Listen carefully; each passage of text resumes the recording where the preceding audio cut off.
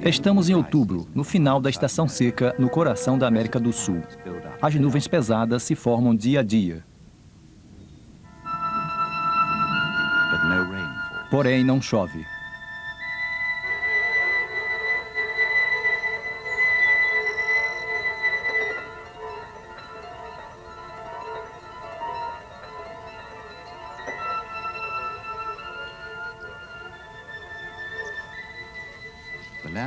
A terra está seca e esta ema busca suas sementes e ervas.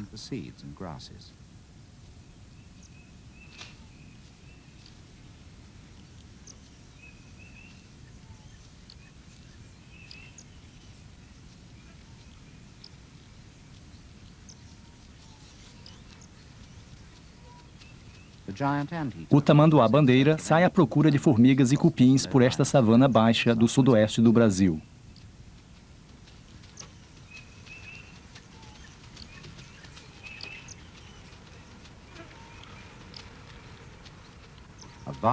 Uma imensa planície sujeita a inundações, quase do tamanho da França, que foi um antigo mar em outros tempos.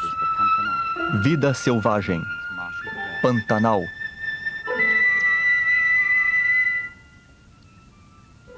Significa planície de pântanos.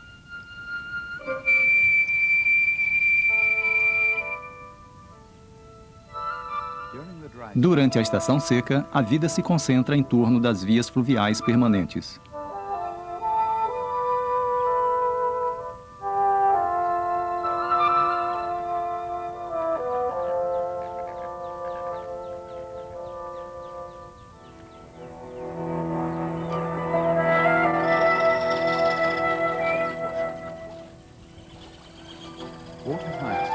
O aguapé e outras plantas aquáticas abrigam uma grande quantidade de peixes. Os mergulhões são encontrados ali com frequência, apesar de estarem a uns 1.300 quilômetros do mar.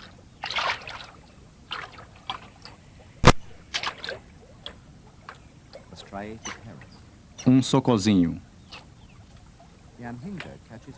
A aninga pega os peixes apunhalando-os com seu bico em forma de adaga.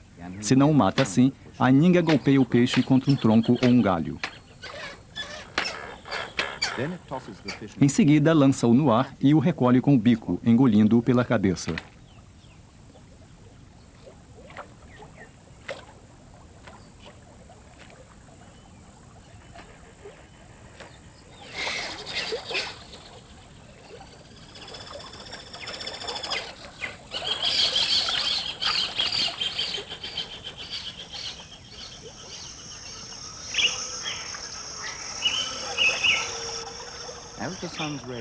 À medida que os raios do sol penetram na abóbada do rio, o calor torna-se intenso.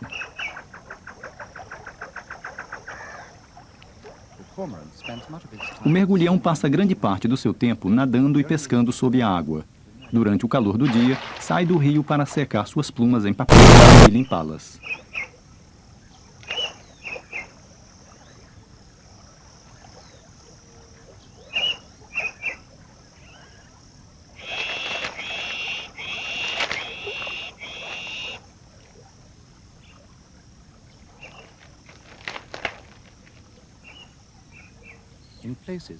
Em alguns lugares, o rio se esparrama e cria remansos cheios de uma vegetação exuberante.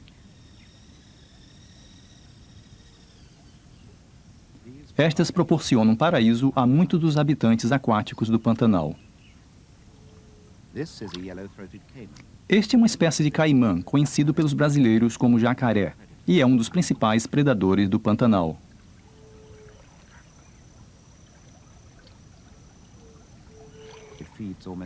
Alimenta-se quase que exclusivamente de peixes.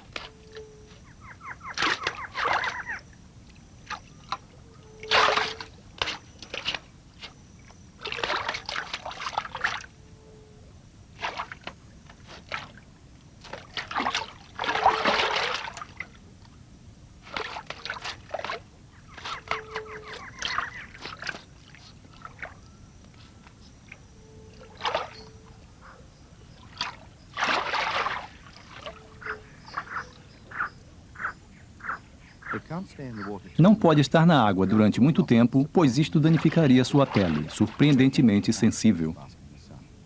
De modo que se dirige à margem para tomar sol.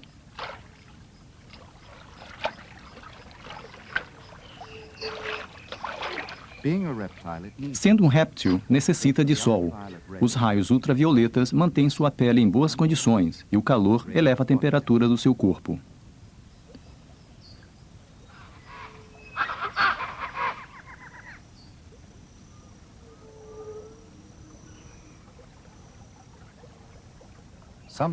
Às vezes, nestes remansos tranquilos, se encontram criaturas menos comuns.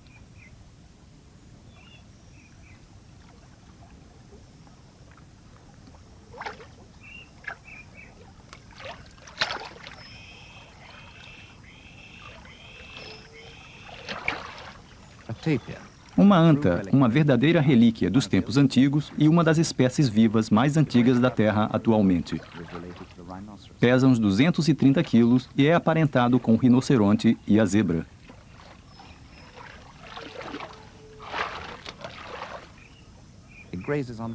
Pasta sobre a vegetação por cima ou por baixo da água. Seu focinho em forma de garra é extremamente sensível e atua como um membro extra, utilizando-o para separar ramagens e folhas que não pode alcançar com os dentes.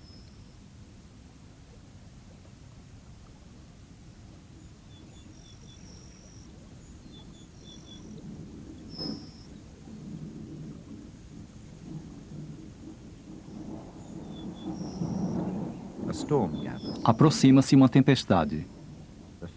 A primeira da estação chuvosa.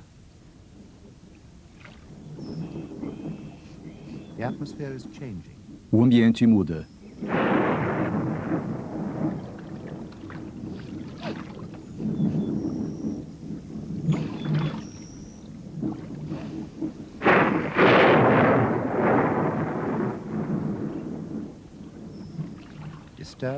Assustada pelo trovão, a anta se dirige para a floresta, em busca de abrigo.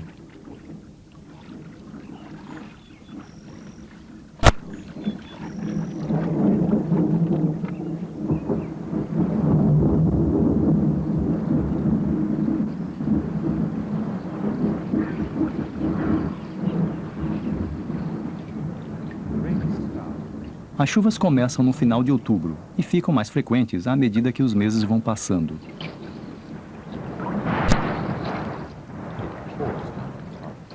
Chove torrencialmente, até 5 centímetros por hora.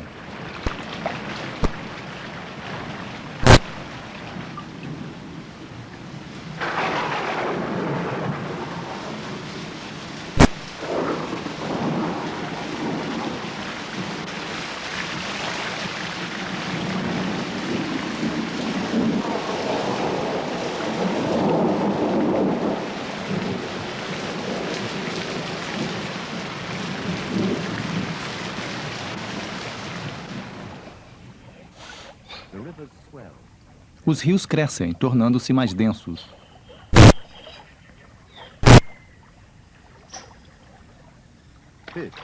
Os peixes, incapazes de ver com clareza nas águas turvas, convertem-se em presa fácil para o jacaré.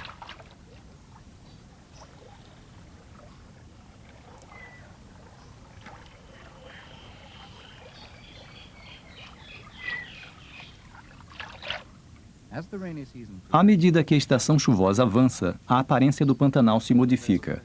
Os rios transbordam suas margens e há lagoas por toda a parte. O Pantanal se transforma em um pântano, estando à altura do seu nome. A vegetação nova brota das sementes que permaneceram dormidas durante a estação seca. Os peixes se dirigem a estas novas áreas de alimentação e o jacaré os acompanha.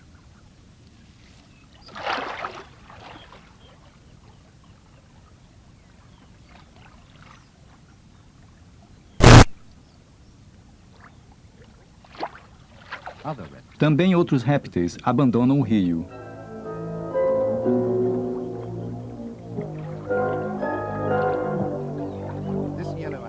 Esta sucuri amarela mede uns 4 metros e se move sem esforço pela água.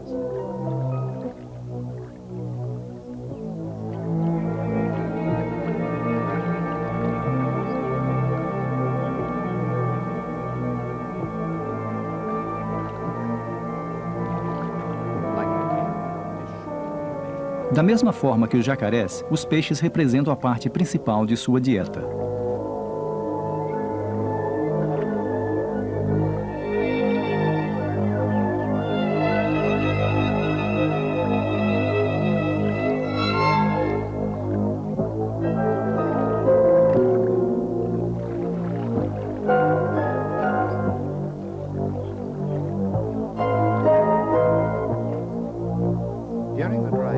Durante a estação seca, a sucuri está confinada aos rios permanentes. À medida que a terra se inunda, ela percorre distâncias consideráveis em busca de alimento, embora nunca se encontre longe da água, geralmente caçando.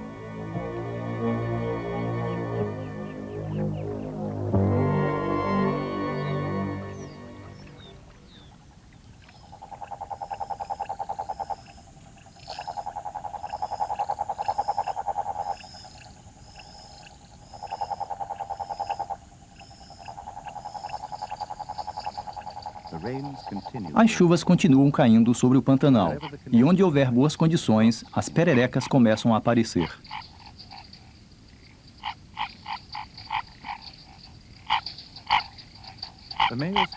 Os machos cantam durante a noite, vigiando seu território e atraindo as fêmeas.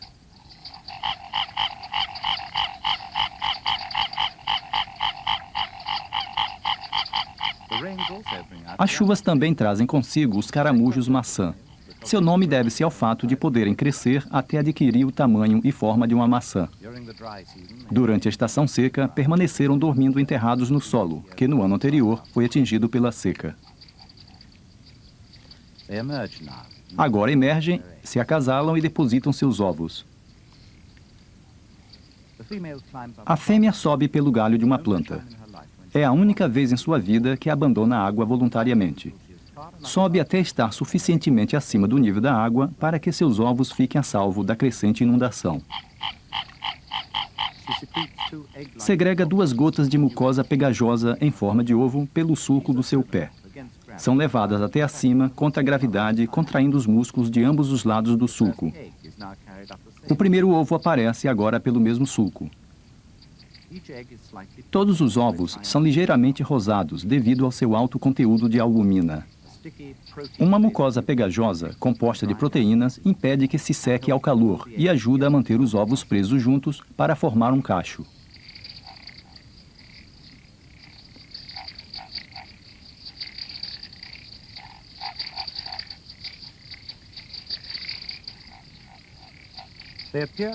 Aparecem em intervalos de uns 30 segundos, sendo que a fêmea deposita entre 100 e 150 ovos.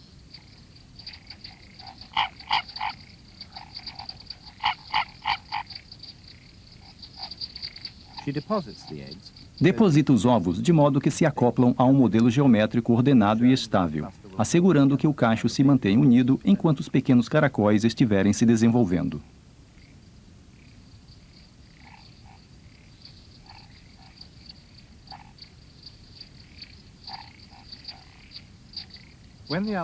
Quando a albumina do interior dos ovos se consome por completo, a casca dos ovos se endurece.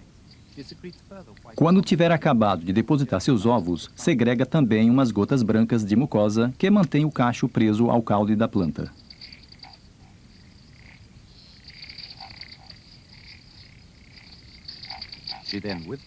Neste momento, retira o pé e cai de volta na água.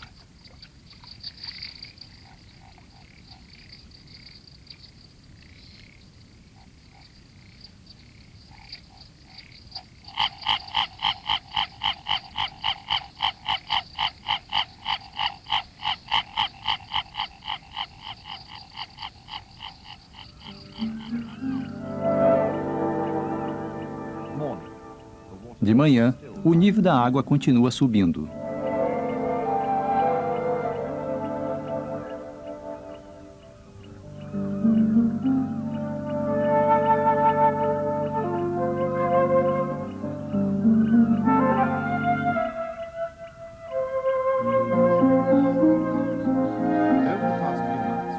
Ao longo dos últimos meses, as chuvas caíram sobre os contrafortes das montanhas bolivianas e o terreno alto que bordeia o Pantanal. Estas águas dirigem-se para o rio principal do Pantanal, o Rio Paraguai, que transborda suas margens e inunda as terras ao redor. Mais uma vez, o Pantanal muda sua aparência no momento que estas águas da inundação correm para as terras, cobrindo uma enorme área.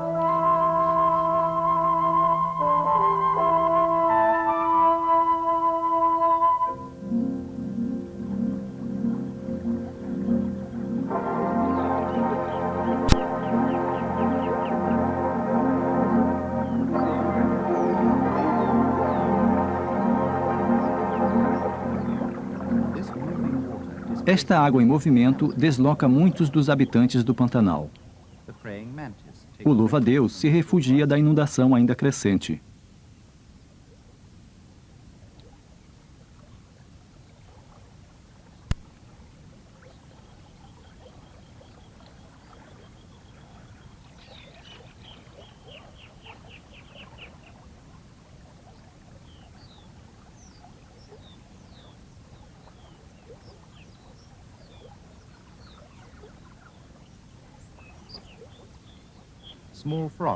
As rãs pequenas fazem o que podem para agarrar-se às ninféias para evitar que sejam arrastadas.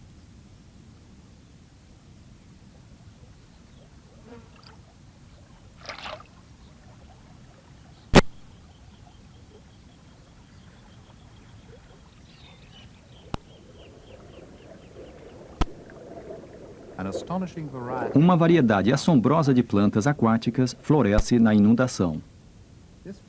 Esta tartaruga de água doce recém-chegada nada em busca de alimento. Vive principalmente de caramujos maçã, que se alimenta de vegetação. Precisa respirar e, desta forma, aflora a superfície da água, passando o menor tempo possível aí antes de continuar sua busca de alimento.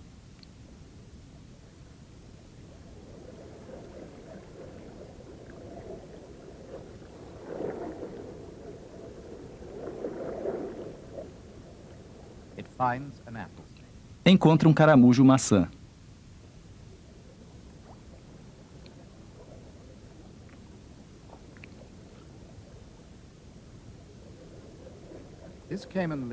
Este jacuruxi, ou lagarto jacaré, também busca caracóis e perturba a tartaruga.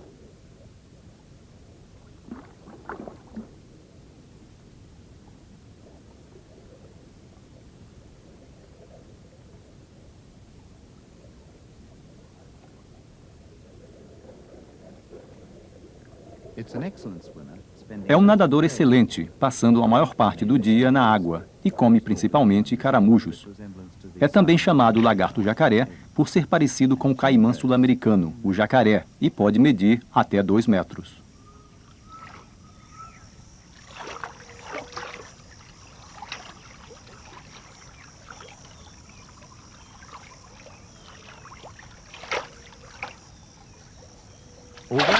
Embora se sinta em casa na água, este tamanduá-bandeira percorreu um longo caminho através das inundações e do emaranhado de vegetação e está exausto. Dirige-se a um lugar onde possa descansar.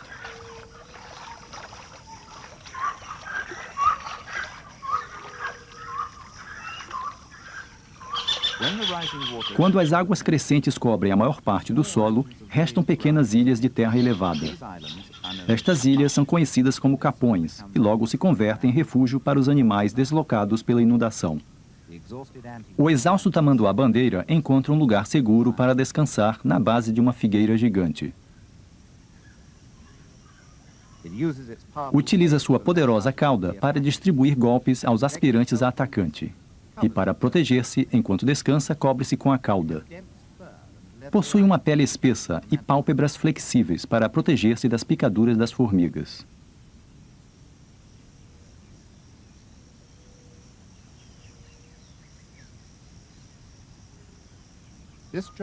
Esta figueira gigante cresce no capão e proporciona alimento e proteção a estes bugios, que também foram deslocados pelas águas. Permanecerão aqui até que as águas baixem.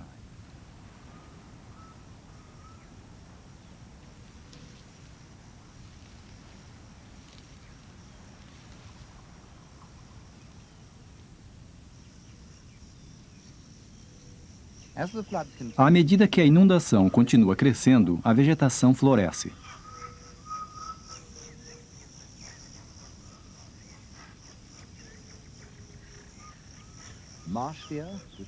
Os cervos dos pântanos, que passaram a estação seca perto das águas permanentes, se trasladam agora para alimentar-se dos novos e ricos pastos.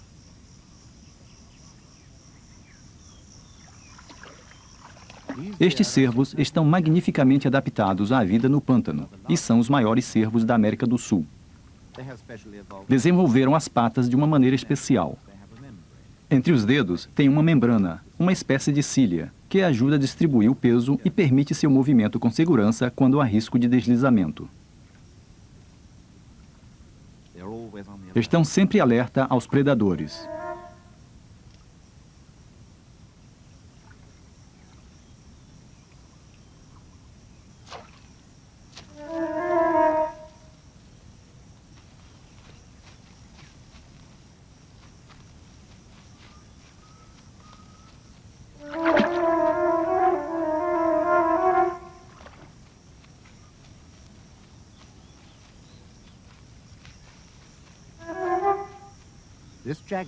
Esta onça não parece estar seriamente interessada na fêmea.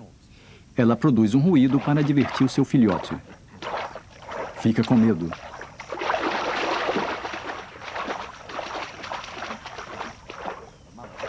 A mãe também fica com medo.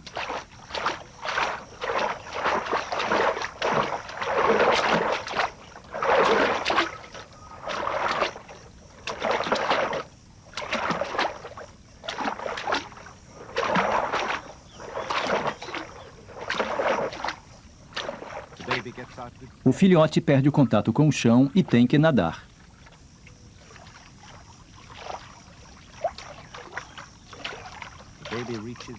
Alcança as águas pouco profundas e escapa. Frustrada, a onça continua andando.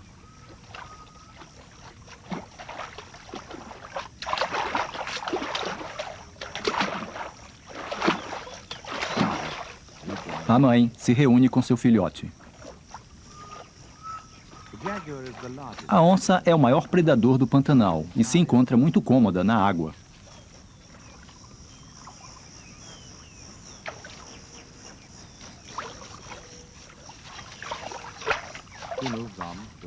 Move-se por seu território.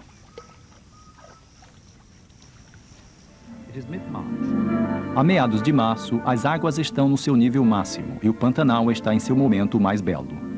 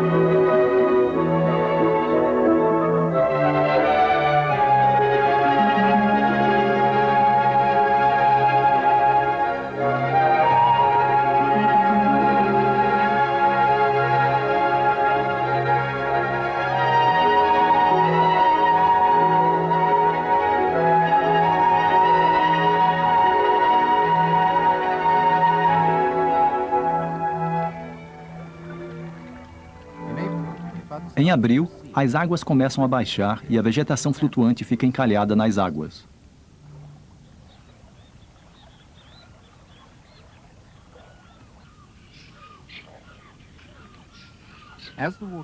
À medida que a água continua baixando, os gaviões caramujeiros chegam dos seus campos de criação na Argentina para alimentar-se dos caramujos maçã.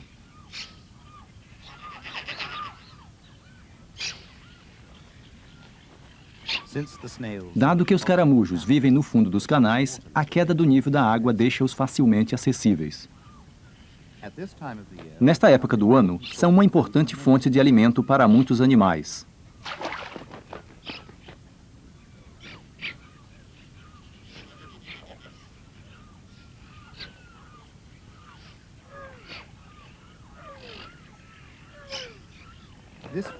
Esta fêmea compete com o macho pelo melhor ponto de pouso, do qual saem para caçar caramujos.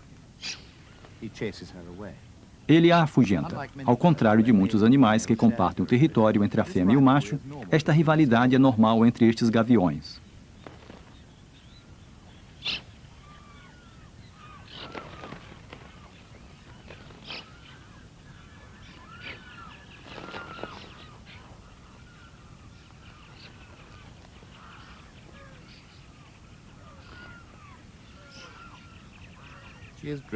Ela é expulsa. O macho continua sua busca de caramujos.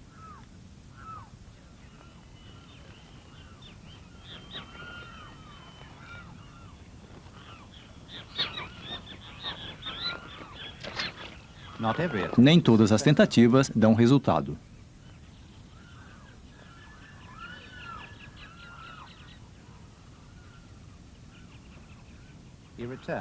O macho volta ao disputado ponto de pouso. Estes pontos de pouso formam uma parte muito importante do seu território. Proporcionam os melhores pontos de vantagem desde os quais saem para caçar.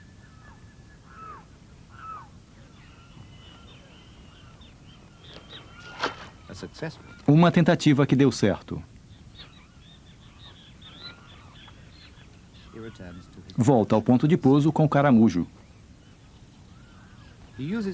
Utiliza seu bico em forma de foice, adaptado de uma maneira única para cortar o músculo que prende o caramujo à sua concha.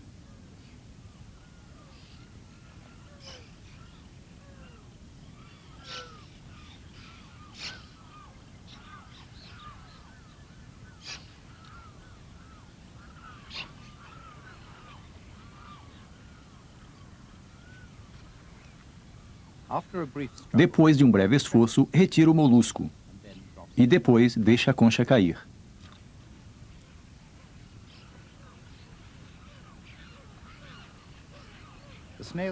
O gavião caramujeiro não é a única espécie que depende de caracóis.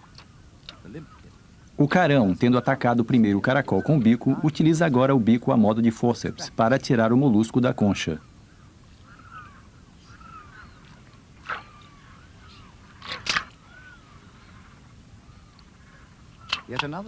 O maçarico real é outra ave em busca de caramujos.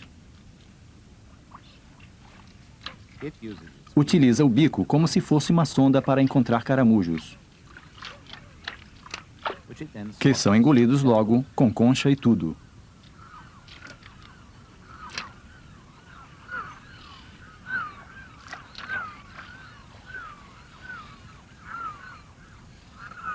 Seis semanas depois de haver sido depositado, os jovens caracóis se formaram dentro do cacho de ovos. À medida que os embriões se desenvolvem, o nível de albumina cai e o cacho muda de cor de rosa a branco-cinza. No seu interior, os jovens caramujos vão aumentando de tamanho e seu peso rompe os compartimentos individuais. Deslizam até o fundo do cacho de ovos.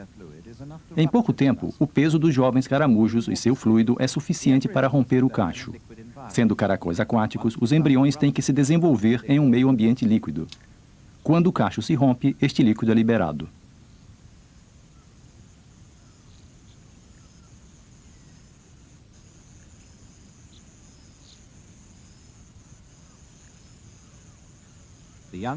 Os pequenos caracóis caem na água.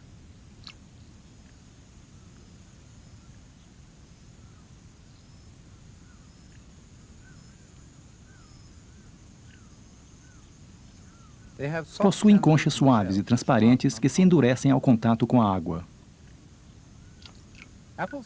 Os caramujos maçã não são apenas importantes como fonte de alimento no Pantanal. Ao comer vorazmente a vegetação, ajudam a manter os rios limpos.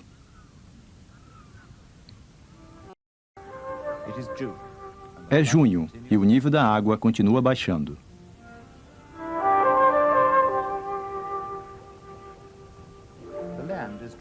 A terra seca pouco a pouco e começam a aparecer canais à medida que a água é drenada para dentro deles. Os peixes que tinham se espalhado pelas áreas inundadas quando o rio transbordou, voltam agora pelos canais.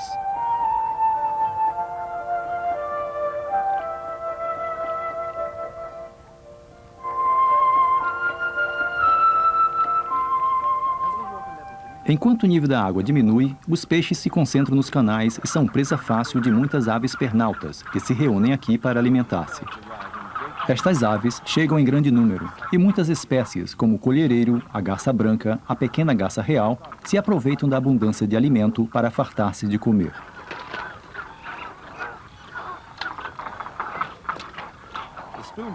Os colhereiros movem o bico para frente e para trás, apanhando crustáceos da água.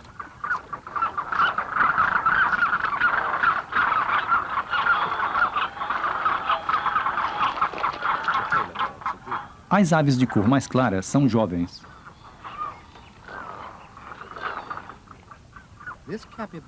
Esta capivara está deixando o rastro do seu cheiro utilizando uma glândula do focinho. Usa o rastro para encontrar o caminho de volta às boas pastagens. A capivara é o maior de todos os roedores, e um macho pode medir até 1,30 m e pesar 55 quilos. Na natureza, podem viver até 10 anos. Esses roedores vivem em grupos de no máximo 20 capivaras e são excelentes nadadoras. Têm os pés palmados e sua reserva de gordura lhes proporciona uma flutuação quase neutra.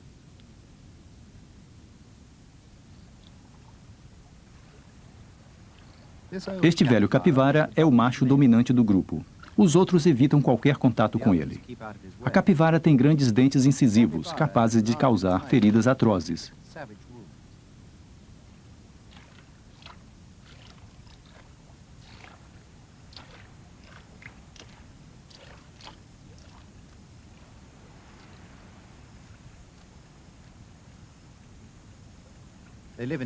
Vivem em grupos familiares e algumas vezes brigam entre si.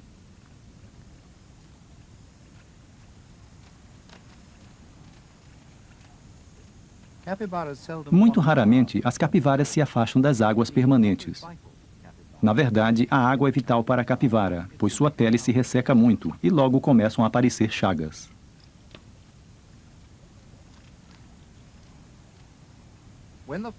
Quando as inundações estão no ponto máximo, as capivaras se concentram nos terrenos altos. Quando baixam, se dispersam por todo o Pantanal.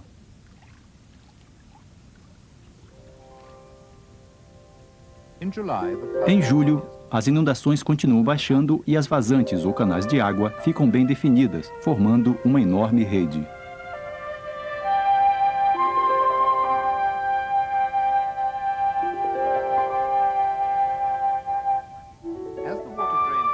À medida que a água é drenada, inúmeras lagoas ficam isoladas do sistema principal.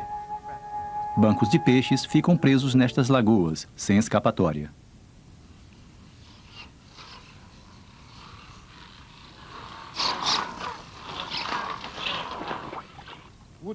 Os cabeças secas e outras aves pernaltas chegam para tirar o maior proveito do banquete.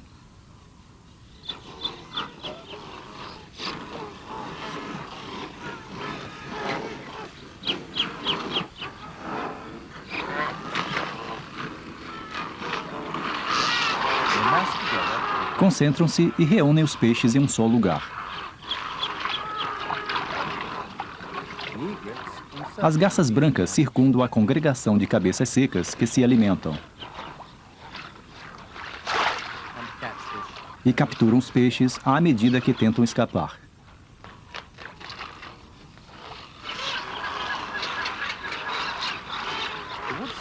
Os cabeças secas pescam com o bico aberto.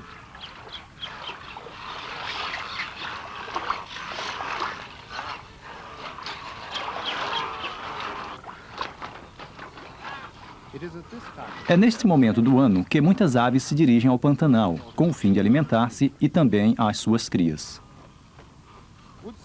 Os cabeças secas levam alimento à colônia em formação, que pode estar a 30 quilômetros de distância. O Pantanal é um dos grandes pântanos do mundo e acolhe milhares de aves. Somente esta colônia tem uns 20.000 casais de aves. Os cabeças secas são a espécie dominante, porém os socós, as garças brancas e os colhereiros fazem também seus ninhos nesta área, buscando a segurança em grandes grupos.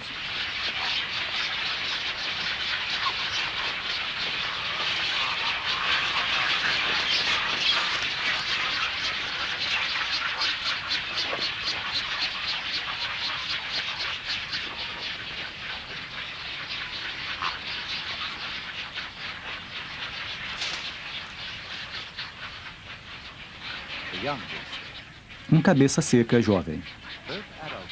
Ambos os cabeças secas adultos regurgitam a comida para seus filhotes.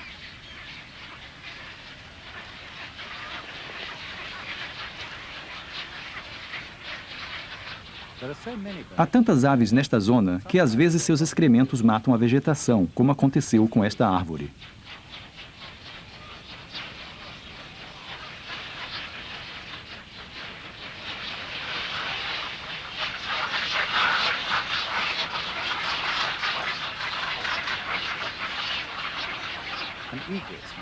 Um ninho de garça branca. Os filhotes incentivam o pai a regurgitar o peixe trazido no papo, picando a parte superior do bico.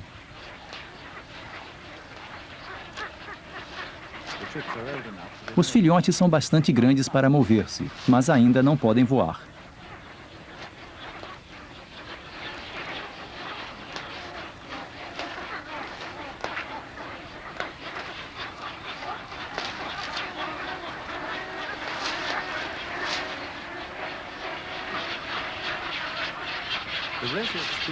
O colhereiro alimenta seus filhotes de modo diferente.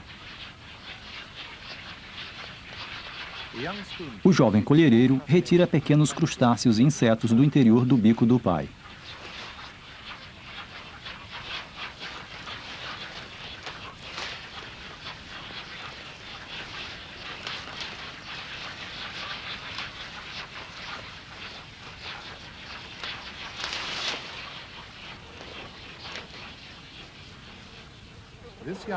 Esta jovem garça branca caiu do ninho e se converte em comida fácil para um oportunista como o caracará.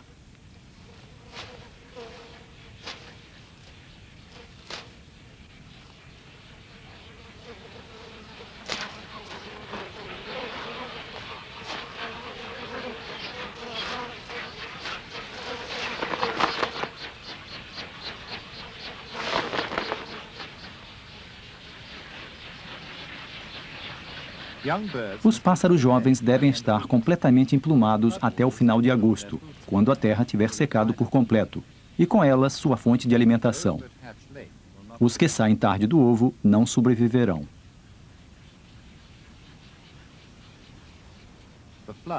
As inundações quase já desapareceram e deixam apenas lagoas que secam pouco a pouco. Os jacarés estão aqui tomando o sol. Eles, como as aves, se concentraram nestas lagoas para alimentar-se dos peixes que ficaram cercados pelas águas em retrocesso. E os peixes são incapazes de escapar. Os peixes e os jacarés não são os únicos habitantes destas lagoas. Um caranguejo de água doce.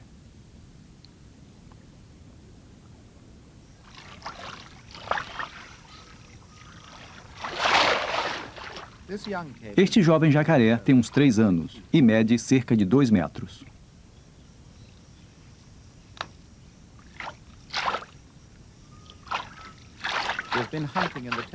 Está caçando no território de outro jacaré maior e está em grave perigo.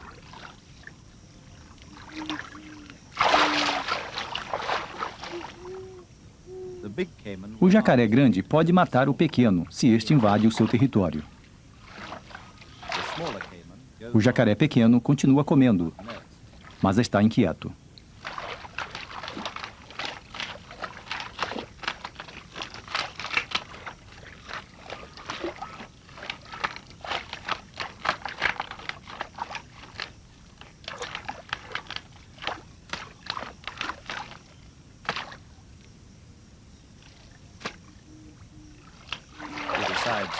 Decide comer sua presa em outra parte.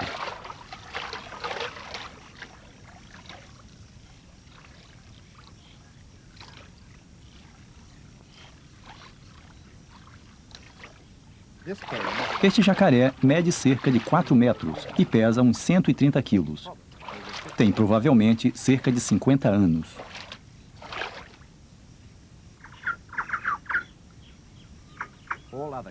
Todos os outros jacarés se afastam para ele passar.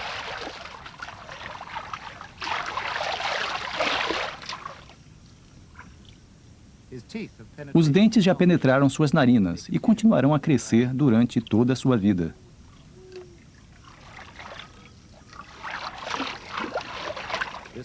Este jacaré sai da água para tomar sol.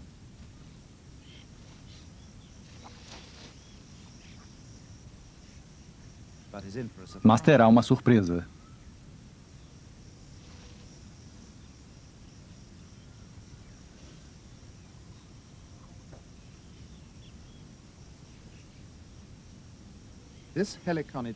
Esta borboleta, um heliconídeo, está tentando beber a solução salina do olho do jacaré.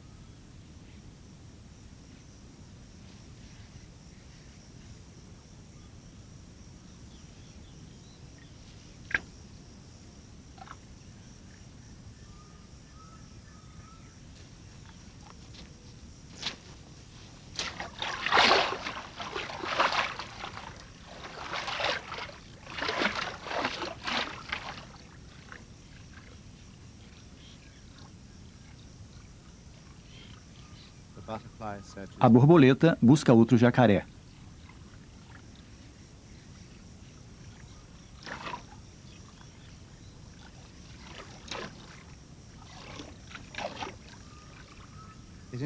Introduz a trompa no canto do olho do jacaré e bebe.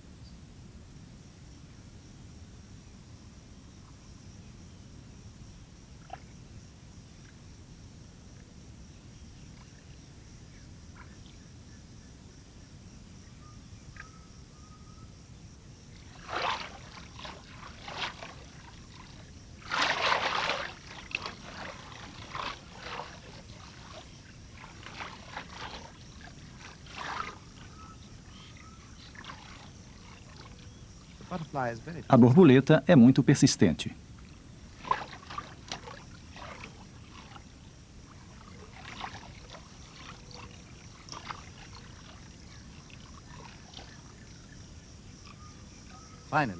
Finalmente, o jacaré volta à água por causa de uma borboleta.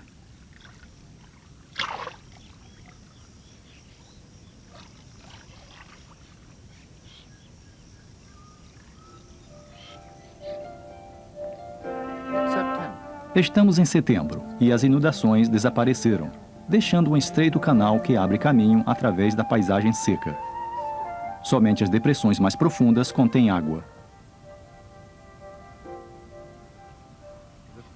Os peixes estão presos nestas áreas e, à medida que o calor aumentar, morrerão aos milhares por falta de oxigênio, proporcionando alimento fácil para as aves pernaltas e os carniceiros que se congregam aqui.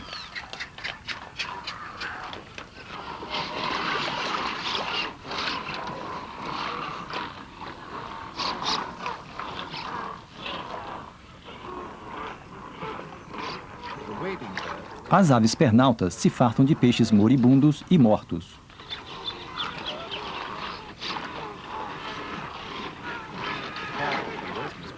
As aves carniceiras têm que esperar que os peixes sejam depositados à margem da lagoa.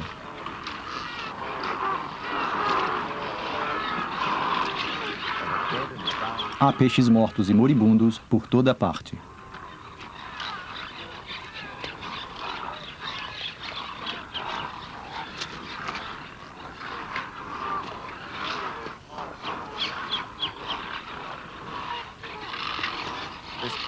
Este caracará está tão saciado que não faz muito caso quando um outro pássaro lhe rouba o peixe.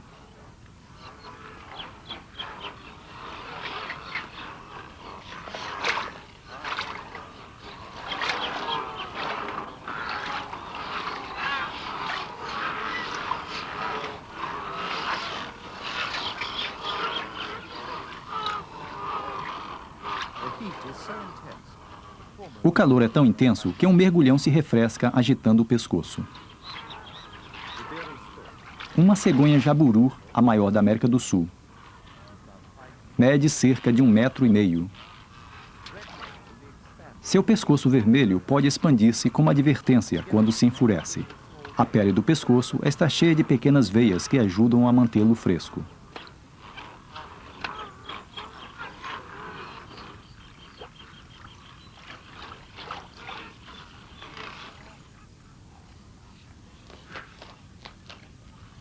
Ao contrário dos cabeças secas, não se reproduzem em colônias, mas constroem um enorme ninho solitário, o qual é reutilizado durante muitos anos e que pode chegar a ter 15 anos. O jaburu leva o alimento na boca, às vezes através de grandes distâncias, para alimentar os filhotes.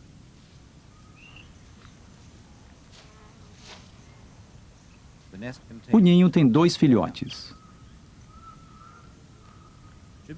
Os jaburus são encontrados por todo o Brasil e o nome jaburu, ou jabiru, significa cheio de vento. Deriva-se de uma palavra dos índios da Amazônia e descreve o pescoço pouco comum da ave.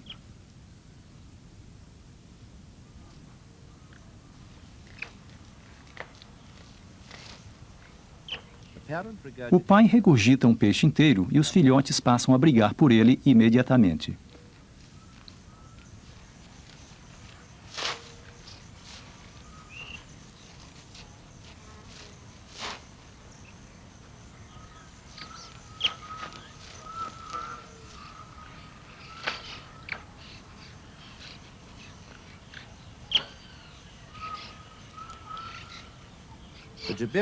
Mas os jaburus não são os únicos ocupantes deste ninho.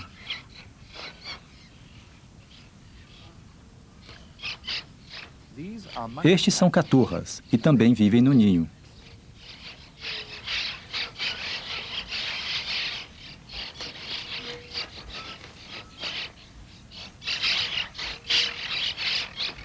Este pássaro está preparando o revestimento da casa de seus filhotes, arrancando pequenos ramos que ele colheu.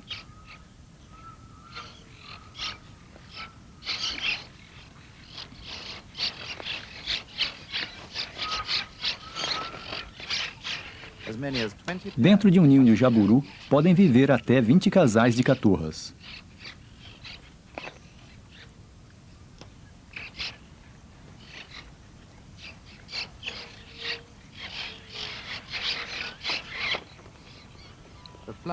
As inundações já desapareceram completamente e o Pantanal, que há 6 meses parecia um mar, é novamente uma pradaria.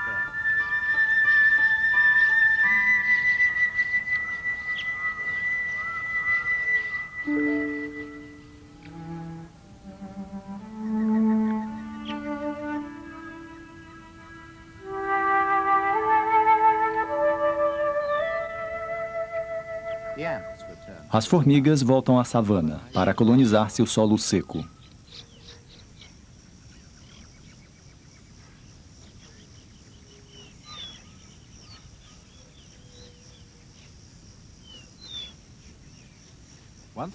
Mais uma vez, o tamanduá-bandeira percorre a savana, buscando alimento.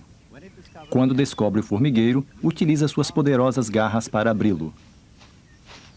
Introduz o focinho na abertura e usa sua longa língua pegajosa para absorver as formigas. O tamanduá-bandeira não tem mandíbulas e seu nariz e boca estão unidos, formando um grande focinho em forma de tubo.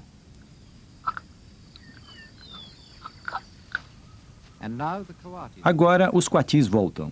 São onívoros e viajam em grupos familiares e a grandes distâncias quando o Pantanal se inunda. Buscam terra seca, tratando de encontrar sementes e insetos. Enquanto os coatis perambulam pela savana, chamam-se continuamente para manter-se em contato uns com os outros.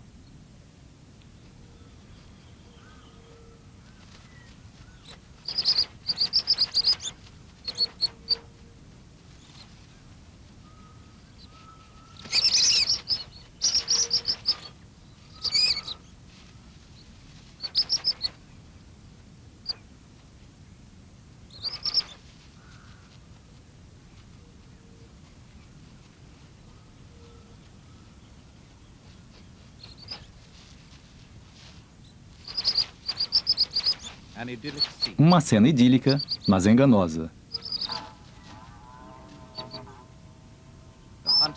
O Pantanal, depois de ter evoluído durante milhares de anos, está agora ameaçado.